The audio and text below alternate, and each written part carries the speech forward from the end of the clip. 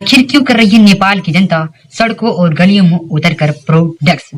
तो जानेंगे इसी के बारे में एंड पूरा वीडियो को लास्ट तक जरूर से कर। नेपाल की जनता सड़कों पर उतर के कर रही है प्रोटेस्ट और जगह जगह पर आग लगा दे रही है। पुलिस का भगदड़ मच चुका है।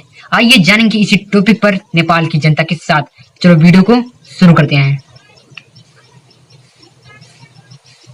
जैसे कि दोस्तों, नेपाल की जनता क्यों कर रही है सड़कों और गलियों में उतरकर प्रोटेस्ट। क्या यह ऐप सोशल मीडिया ऐप का कोई कारनामा है या एक कोई नया मुद्दा? तो आपको मैं बता देना चाहता हूँ कि यह सोशल मीडिया पर से नहीं है। इसका एक नया मुद्दा क्रिएट हुआ है जो इसके प्रधानमंत्री के द्वारा किया गया है एंड राष्ट्रपति के भी द्वारा लागू किया गया है, जिसके कारण नेपाल अभी तक सबसे नीचे था। एक बात मैं बता देना चाहता हूँ, नेपाल न किसी से गुलाम हुआ था, न किसी से होगा, न किसी से अंग्रेजों ने गुलाम किया, न किसी मुसलमानों ने गुलाम किया, न किसी से होगा।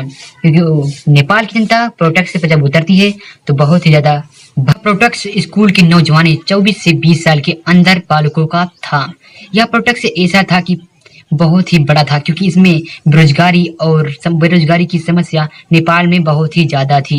जिसके बाद यह मुद्दा क्रिएट होता था कि उसमें सीएम जो नेपाल के प्रधानमंत्री, मुख्यमंत्री, राष्ट्रपति हैं, वो अपनी लाइफ स्टाइल में बहुत ही मस्त से जी रहे हैं, लेकिन जनता के ऊपर कोई भी फर्क नहीं कर रहे हैं। इसलिए जनता को प्रोटेस्ट करना पड़ता है कि ऐसा क्यों है। वो आपको एक बात 28 अगस्त 2024 को एंड 25 में एक एप्लीकेशन नेपाल भेजा था 26 प्लेटफॉर्म के पास।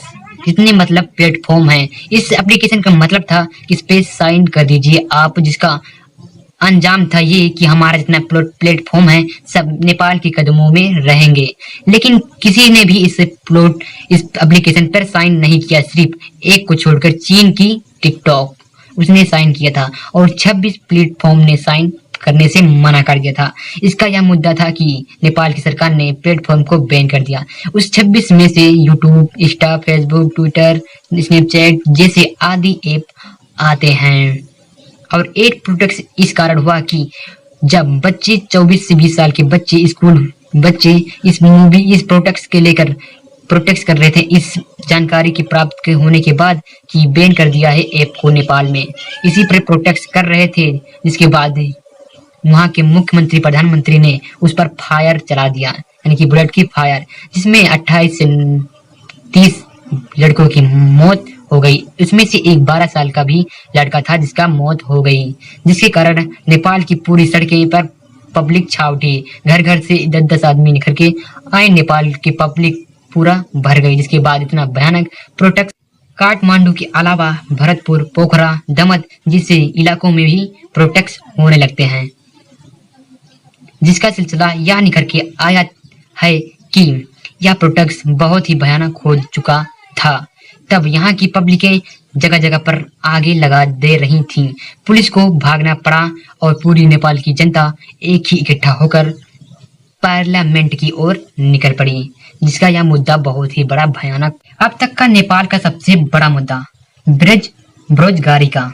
जैसे अपने भारत में बेरोजगारी की समस्या है, वैसे ही तरह नेपाल में भी भारत बेरोजगारी की समस्या बहुत ही ज्यादा बढ़ चुकी है।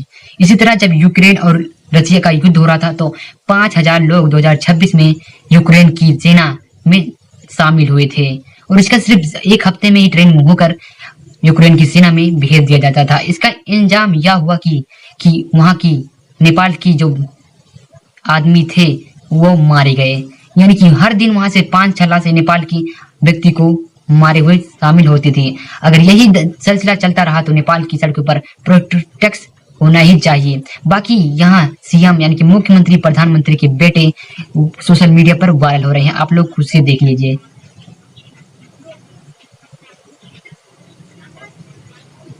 अगर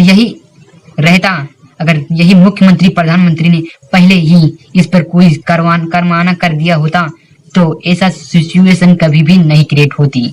और यह मुद्दा सबसे बेकार मुद्दा, अब तक का सबसे बेकार मुद्दा बेरोजगारी का ही है, क्योंकि यहाँ की सड़कें मंत्री, नेपाल के प्रधानमंत्री तो आराम से अपने मौज कर रहे हैं, लेकिन जनता का कोई नहीं। जनता जाए भाड़ में, अपन काम बनता, भाड़ में जाए जनता। ये सही है वहाँ की सिचुएशन। तो मिलते हैं अगले वीडियो में नेपाल की नई खबर के साथ। नेपाल में क्या क्या हो रहा है, आप लोग चैनल को जल्द से सब्सक्राइब कर लीजिए। तो मिलते हैं अगले वीडियो में, तब तक के लिए डी आर चैन एजुकेशन चैनल को सब्सक्राइब कर लीजिए। मिलते हैं अगले वीडियो में।